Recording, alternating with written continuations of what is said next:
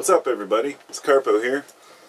I just had a little inspiring moment that I wanted to share. Now, I've been thinking about ways to improve the future for people in general, and I was trying to figure out new methods of recycling plastics. I thought, you know, there are a lot of plastics that people won't take, or that the companies won't take and won't recycle, and that are difficult to recycle. And there are a lot of innovative people out there who are trying to come up with small-scale ways to recycle some of these packages that others don't use. There's a $120 billion industry to be tapped into if people can find ways to recycle these plastics. There's a variety of different enzymes and chemicals which you can use to break down the plastics, but then there's also more natural ways, which perhaps some fungus would help to break down plastics. But more than that, I'm thinking of ways to recycle plastic and turn them into usable things. And while I was doing my research, I came across one of the more disturbing things about plastic itself is kids' toys. It's something that's always bothered me, but after reading this article, they were saying that they expect that by 2050, there will be more plastic in the oceans by weight than fish. And of course that's not that shocking to me. Most of the fish are near the shore, and most of the plastic is going to be out in the middle of the garbage patch, if you will. The Pacific Gyre is what they call it, but there's a lot of plastic in the ocean. We all know this. It's easy to just close our eyes and say, oh well, what do? We can't stop it. We can't at this point, but what we can do is, as individuals, try to find better ways to recycle and better ways to reuse these materials. So my thought was, why not make kids' toys out of recycled plastic?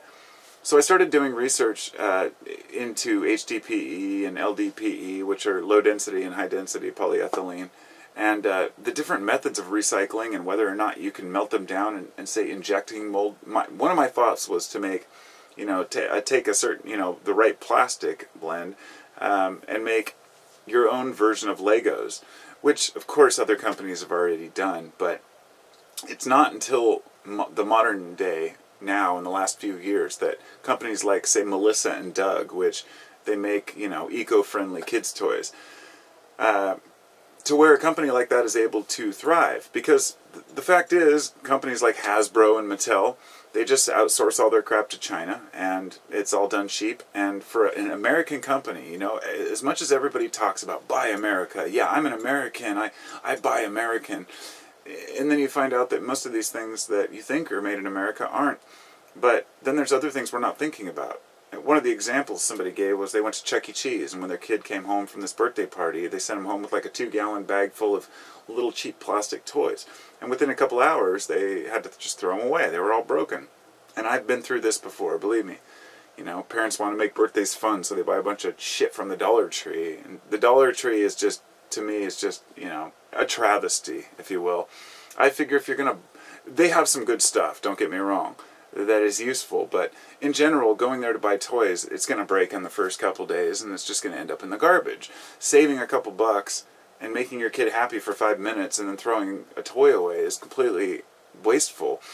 But at least the kid had some fun. With most of our packaging, it's just garbage instantly. I mean, so many of these things we can't recycle. And, you know, it's bothersome. And when you think about it, what the guy was saying about the kids' toys is he's saying he realized that here I am trying to give my kids these plastic toys, but it's destroying his own future, you know? And plastics are a big issue. And so the reason I'm making this video is because it's on my mind to get it out there, so at least maybe when I go back and look at this video, I'll say, damn it, I was inspired that day. I've found there are ways to take plastic, melt it down at home. I've seen several videos on that, but as to actually get it into a moldable form, to buy the equipment to make these toys, it can be difficult.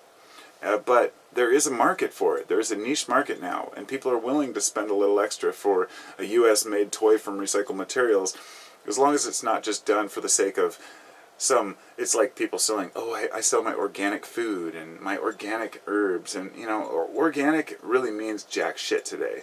And so, therefore, eco-friendly is starting to take on that same type of feeling to me. The idea that companies are latching on to anything, any wording that can get them to sell their products. But I'm trying to be more cautious in my time, in my years as I age, as to where I spend my money. You know, I don't shop at Walmart. I have a big-ass Walmart, like half a mile down the street, and we've only been there twice in 13 years, I think. You know, maybe 3 or 4 times, but I don't shop there because I don't support Walmart, because I don't support the way that they treat their workers. It's things like that, like standing up for where we want to buy our products. But as much as we think that we're, you know, activists in that way, all of us break down and we buy packaging. We buy products, which you open it up and, you know, one of the unspoken costs of this modern day is things like Amazon Prime, which I'm a guilty connoisseur of Amazon Prime.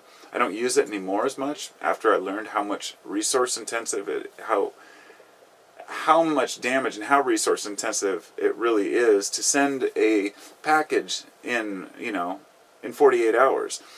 You order something, they package it, and they'll take a thing of bobby pins or a little tiny piece of glass, and they'll put it in a plastic package. They'll wrap it in a paper package, then they'll stick it in a big box this big, and you'll order 2 things, and they'll come in separate boxes at separate times. All of that is gas. If you have Amazon Prime delivering you one little thing, you know, I realize that seems trivial to people, some people, and a lot of you probably agree, and a lot of you say, oh, whatever, you know, it's about convenience, but I think it's the little things that we do and the decisions we make to try to not tap into the market. We don't need all these things. You know, I grew up in a time where the 80s, it was kind of the me generation, you know, the hair metal and, you know, the nostalgia from the 80s. But I was thinking back the other day to G.I. Joe guys, which I used to play with, and all the little plastic figures we had. At least most of them lasted a while. And when somebody was complaining about Lego the other day, I said, hey, dude, Lego, even though 30% of their environmental footprint is in the oil refining to make the plastics, it doesn't matter because Legos are worth a fortune and people will pay a good amount for it. I'll be out in just a minute. And I'll be out in just a minute. Okay. They cost a fortune to buy, even used on the market. You know, like $8 a pound. So I don't see Lego as being a big landfill thing. It's actually a collector's item. But let's say it wasn't, and kids weren't interested in it. Yeah, it would have a major environmental footprint. So I think what's important is that we kind of look at ways, not just ways to buy things that we know are, you know, at least reasonably manufactured, and look into the companies we buy from, which is a lot of work in itself. But we as individuals, you and I, in our homes, we have the ability now to possibly buy machinery or to, you know, what technology has allowed small people to buy a 3D printer and start printing their own stuff. I mean, that's an amazing feat. You know, for $1,000 you can buy a 3D printer that will make you things. That's pretty crazy. I remember when 3D printers were just being discovered. And so what can we do with it? What can we do with this future? How can we improve this future for everyone? And to try to ease up on the resources we use. So I'm curious to hear your comments and your ideas. Have you ever thought about recycling plastics, making toys? You know, not just taking a milk jug and turning it into a little car, but rather melting it down and actually, you know, in an environmentally friendly way. Because if you're using a bunch of caustic soda and chemicals to, you know, melt down your plastic, it's maybe more environmentally damaging than just throwing the plastic away. And that's the problem we're at. This originally started when I realized that plastic within another 50, 100 years is probably going to be worth a fortune. Everybody's going to be looking for those old plastic, just like they're looking for copper wiring in old abandoned houses, you know, to sell on the market. Plastic will probably be the same way because it is such an amazing material. And the fact that you can get a garbage bag, a 25-gallon garbage bag or a 30-gallon garbage bag, fill it completely up with water, and it will hold that water, is something that we take for granted. You know, our ancestors would, you know, sew together skins. It was the most impermeable thing they could find.